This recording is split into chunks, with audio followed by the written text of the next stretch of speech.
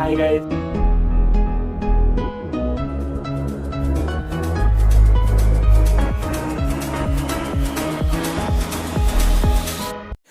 Hi guys, எல்லாருக்கும் வணக்கம். Welcome back to நம்ம சேனல். ஸோ இந்த வீடியோவில் வந்து நம்ம எதை பற்றி பேச போகிறோம்னா, ஒரு பைக் மெயின்டெனன்ஸ் டிப்ஸ் பற்றி சொல்லலாம்னு தான் இருக்கேன்.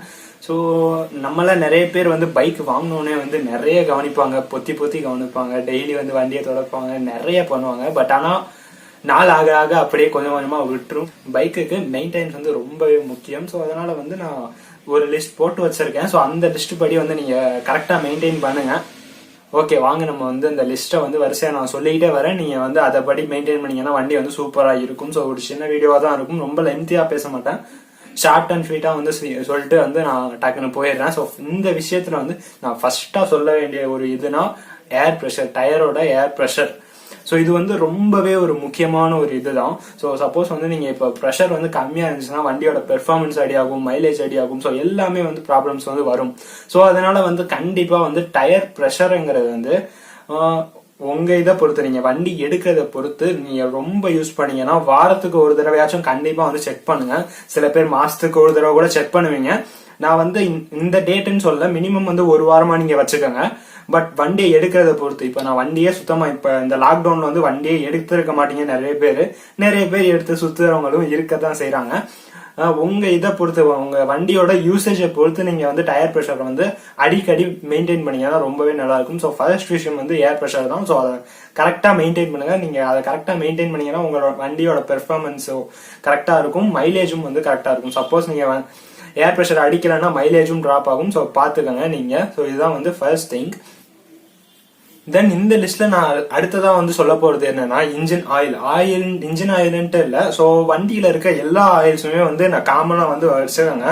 ஸோ கண்டிப்பா வந்து அந்த ஆயில்ஸ்லாம் கரெக்டா செக் பண்ணி மாத்துங்க. இன்ஜின் ஆயில் வந்து ஒவ்வொருத்துக்கும் வந்து ஒவ்வொரு லிமிட் இருக்குங்க. ஸோ அந்த லிமிட்டுக்குள்ள நீங்க வச்சுக்கிட்டீங்கன்னா ரொம்பவே நல்லா இருக்கும். இன்ஜின் ஆயில் வந்து மோஸ்ட்லி வந்து 3000 பைக்ஸை பொறுத்து, ஒரு சில பைக்குக்கு வந்து 5000 கிலோமீட்டர், 7500 ஒரு தடவை கூட சர்வீஸ் பண்ற மாதிரி பைக்ஸ் இருக்கு. ஸோ அதனால உங்க பைக்குக்கு ஏத்த மாதிரி 3000ல இருந்து எவ்வளவு கிலோமீட்டருக்கு ஒரு தடவை வந்து இன்ஜின் ஆயில் சேஞ்ச் பண்ணணுமோ அந்த டைமுக்குள்ள கரெக்டா சேஞ்ச் பண்ணிடுங்க. தென் அதே மாதிரி டிஸ்க் ஆயில், ஆயில் ஃபில்டர்ஸ், எல்லா ஆயில் எங்கெங்கெல்லாம் நீங்க ஆயில்ஸ் யூஸ் பண்ணீங்களோ எல்லா ஆயில்ஸுமே வந்து அந்த டைமுக்குள்ள வந்து மாத்திக்கிட்டே இருந்தீங்கன்னா வண்டி வந்து சூப்பரா இருக்கும். ஸோ அதனால வந்து அதையும் வந்து ஞாபகம் வச்சுக்கோங்க. தென் ஜென்ரலா சர்வீஸ் பண்றதுமே வந்து கரெக்டா வந்து ஒரு 3 மாசம்னா 3 மாசத்துக்குள்ள வந்து பண்ணிட்டே இருங்க. நீங்க வண்டியே வந்து எடுக்கிறனாலும் வந்து நிறைய ப்ராப்ளம்ஸ் வந்து வரும். ஸோ அதனால வந்து கரெக்டா வந்து மெயின்டைன் பண்ணாதான் கரெக்டா நல்லா இருக்கும். ஸோ அதனால சர்வீஸுங்கிறது வந்து ஓரளவு அந்த கிலோமீட்டர்ஸோ நீங்க முதல்ல இருந்தே வந்து ஒரு ஃபிக்ஸ் பண்ணிக்கங்க. ஒன்னு கிலோமீட்டர்ஸ் படி தான் நான் சர்வீஸ் பண்ண போறேன், இல்லைன்னா மந்த்ஸ் படி தான் சர்வீஸ் பண்ண போறேன்ட்டு அதுக்கேற்ற மாதிரி ஷோரூம்ல வந்து முதல்ல பேசிடுறது வந்து நல்லது. ஏன்னா இப்ப நீங்க வந்து சப்போஸ் சர்வீஸ் பண்ணல, 2 months கிட்ட ஆச்சு, நான் இன்னும் 1000 இப்பதான் ஓட்டி இருக்கேன்னா ஃபர்ஸ்ட் சர்வீஸ் கண்டிப்பா ஒரு மாசத்துக்குள்ள பண்ணிருங்க. அதுக்கு அடுத்த சர்வீஸ் சொல்றேன். ஸோ ஒரு 1 month வந்து டிலே ஆயிடுச்சுன்னா கண்டிப்பா அவங்க அடுத்த சர்வீஸ் தான் எழுதுவாங்க. ஸோ அதுக்கேற்ற மாதிரி நீங்க முதல்ல பேசி வச்சிருந்தீங்கன்னா ரொம்பவே நல்லது. பேக் டு த பாயிண்ட் என்னன்னா, சர்வீஸ் வந்து கரெக்டா ஆன் டைமுக்கு பண்ணீங்கன்னா ரொம்பவே நல்லா இருக்கும். ஸோ அது ஒரு பாயிண்ட். ஸோ அடுத்ததா வந்து பார்க்க போறது வந்து, இந்த லாக்டவுன்ல வந்து மோஸ்ட்லி ஒரு 80% வந்து பைக் வந்து அவ்வளவா எடுத்திருக்க மாட்டோம். சில பேர் வந்து எமர்ஜென்சிக்கு ஏதாவது வெளியே டக்குன்னு போயிட்டு வர்றதுக்காண்டி பைக் எடுப்போம். பட் நிறைய பேர் வந்து பைக் எடுக்காம தான் இருக்காங்க. நானே வந்து ஒரு 2 மாசம் வந்து பைக் எடுக்காம தான் இருந்தேன். பட் பைக் எடுக்காம இருந்தாலுமே வந்து அப்பப்ப போய் ஸ்டார்ட் பண்ணுங்க. ஸோ எதுக்கு சொல்ல வரேன்னா, பேட்டரி பத்தி தான் சொல்ல வரேன். ஸோ அடுத்த இம்பார்ட்டன்டான ஒன்று வந்து பேட்டரி தான். இப்போ வர மோஸ்ட் ஆஃப் த பைக்ஸ்ல வந்து கிக்கர்ஸ் கூட கிடையாது, பேட்டரி மட்டும்தான் இருக்கு. நீங்க வண்டியை வந்து ரொம்ப நாள் எடுக்காம சும்மாவே போட்டீங்கன்னா பேட்டரி வந்து காலி ஆயிரும், அது சார்ஜ் ஃபுல்லாவே ட்ரைன் ஆயிரும். ஸோ அந்த மாதிரி வந்து வச்சுக்காதீங்க. மோஸ்ட்லி வந்து ஒரு 3 to 4 daysக்கு ஒன்ஸ் வந்து நீங்க பைக்கை போய் ஜஸ்ட் வந்து ஸ்டார்ட் பண்ணிட்டு ஐடில் வந்து ஓட விடுங்க. ஒரு 3000 to 4000 RPMல ஒரு 10 minutes கூட, அதாவது வண்டி வந்து லைட்டா ஹீட் ஆகாம வந்தா பேட்டரி வந்து லைட்டா வந்து இதாகும். ஸோ அதனால வந்து ஒரு 10 minutes வந்து அப்படியே ஸ்டார்ட் பண்ணி ஓட விட்டுக்கிட்டே இருந்தீங்கன்னா பைக்குக்கு வந்து ரொம்பவே நல்லது.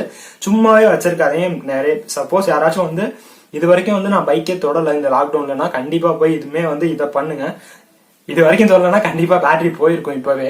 ஸோ இனிமே வந்து இந்த மாதிரி பண்ணாதீங்க. மோஸ்ட்லி வந்து ஒரு 3 to 5 days ஒன்ஸ் ஆச்சும் மினிமம் வந்து கண்டிப்பா வந்து வண்டியை கொஞ்சம் நேரம் ஓட விடுங்க. இல்லைன்னா உங்க ஏரியாக்குள்ளேயே ஆச்சும் சுத்துங்க. உங்க ஸ்ட்ரீட்குள்ளேயே வந்து ஒரு 4-5 தடவை போயிட்டு வந்துட்டு இருங்க. ஸோ அந்த மாதிரி இருந்தனாலும் நல்லது. பேட்டரி வந்து ரொம்பவே முக்கியம். இப்பன்னு இல்லை, எப்பயுமே வந்து இதை பண்ணுங்க. கண்டிப்பா வந்து பேட்டரி வந்து ரொம்ப நாள் ட்ரைன் பண்ணா விடாதீங்க. கைஸ், இன்னும் ஒண்ணு வந்து மறந்துட்டேன், செயின் பத்தி வந்து பேசவே இல்லை. செயின் வந்து ரொம்ப முக்கியம். நான் இப்ப எடிட் பண்றப்பதான் பார்த்தேன், செயினும் வந்து நல்லா வந்து நீங்க மெயின்டைன் பண்ண வேண்டியது ரொம்ப அவசியம். ஸோ நிறைய பேர் வந்து சர்வீஸ் அப்ப மட்டும் செயின் லூப் இல்ல செயின் ஸ்ப்ரே ஏதாவது ஒண்ணு வந்து சர்வீஸ் அப்ப கண்டிப்பா பண்ணுவாங்க. பட் ஆனா நிறைய பேர் வந்து சர்வீஸ் அப்ப மட்டும் தான் பண்ற மாதிரி இருக்கு. நீங்க வண்டியை வந்து ரொம்ப எடுத்தீங்கன்னா இல்ல லாங் ரைட்ஸ்லாம் நிறைய போறீங்கன்னா ஒரு செயின் லூம் பார்த்து வாங்கி வச்சுக்கிறது வந்து நல்லது. செயின் ஸ்ப்ரே கூட வாங்கி வச்சுக்கோங்க. ஸோ 180 rupees அந்த மாதிரி தான் வரும். நீங்க அதை கூட ஒரு 4 to 5 times வந்து தாராளமா அடிச்சுக்கலாம். ஸோ நீங்க வந்து ஜஸ்ட் வந்து அடிச்சு விட்டுட்டு போனீங்கன்னா செயினும் வந்து ரொம்பவே நல்லா இருக்கும். உங்களுக்கும் வந்து வண்டி ஸ்மூத்தா போற மாதிரி தெரியும். ஸோ செயினும் வந்து கரெக்டா மெயின்டைன் பண்ணுங்க. ஸோ அதுவும் வந்து ரொம்ப முக்கியமான ஒரு விஷயம்.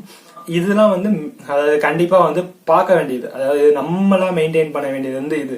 தென் எல்லாத்துக்கும் வந்து முதையே நிறைய வாட்டி இதை சொல்லுவேன், லிமிட்டுங்கிறது வந்து எல்லாத்துக்கும் வந்து இருக்கும். ஸோ டயர்ஸ்ங்கிறது வந்து ஒரு 20 to 25,000 கிலோமீட்டர்ஸ் கோன்ஸ் வந்து கண்டிப்பா மாத்தணும். அதே மாதிரி செயின் ஸ்ப்ராக்கெட்டுங்கிறது வந்து 30,000 40,000 நம்ம யூஸ் பண்றதை பொறுத்து அது வந்து இதா இருக்கும். நீங்க கரெக்டா மெயின்டைன் பண்ணிட்டே வந்தாலுமே வந்து ஒரு டயர்ஸ் வந்து 25,000 த்ரெட் எல்லாம் கரெக்டா இருந்துச்சுன்னா ஓகே 30 வரைக்கும் ஓட்டலாம். பட் இருந்தாலும் டயர்ஸ், செயின் ஸ்ப்ராக்கெட்டு, அப்புறம் ஆயில் ஃபோர்க்குங்கிறது வந்து அதுவும் வந்து ஒரு முக்கியமான விஷயம். ஸோ அதனாலனா சஸ்பென்ஷன் வந்து கொஞ்சம் இதாவே இருக்கும். ஸோ அதுவும் வந்து 12,000 15,000 அது வந்து இதாயிரும். ஸோ எல்லாத்துக்கும் வந்து கரெக்டா ஆயில் செக் பண்ணுங்க. ஃபோர்க் எல்லாமே வண்டியை வந்து ஒரு தடவை நீங்க டெய்லி வந்து எடுக்கிறப்ப வந்து ஃபுல்லா வந்து ஒரு 360 வியூ பார்த்துட்டு எல்லாம் கரெக்டா இருக்காங்கிறத வந்து செக் பண்ணிட்டு இது பண்ணுங்க. மோஸ்ட்லி வந்து நீங்க வண்டியை கரெக்டா பாத்துக்கிட்டீங்கன்னா வண்டி வந்து லைஃப் லாங் ரொம்ப லைஃப் வந்து வரும். ஸோ அதனால வந்து வண்டியை கரெக்டா மெயின்டைன் பண்ணுங்க. ஸோ இது ஒரு சின்ன வீடியோ தான். பைக்கை வந்து நல்லா மெயின்டைன் பண்ணுங்க, சேஃபா ஓட்டுங்க. ஸோ இதோட வந்து இந்த வீடியோ வந்து எண்ட் பண்ணிக்கணும். ஏதாவது ஒரு விஷயத்துல வந்து உங்களுக்கு யூஸ்ஃபுல்லாவோ இல்ல பிடிச்சிருந்தா வந்து லைக் பண்ணுங்க. தென் சேனலுக்கும் மறக்காம சப்ஸ்கிரைப் பண்ணிட்டு உங்க நண்பர்களுக்கும் ஷேர் பண்ணுங்க. ஸோ இந்த வீடியோ இதோட வந்து முடிச்சுப்போம். Thank you guys.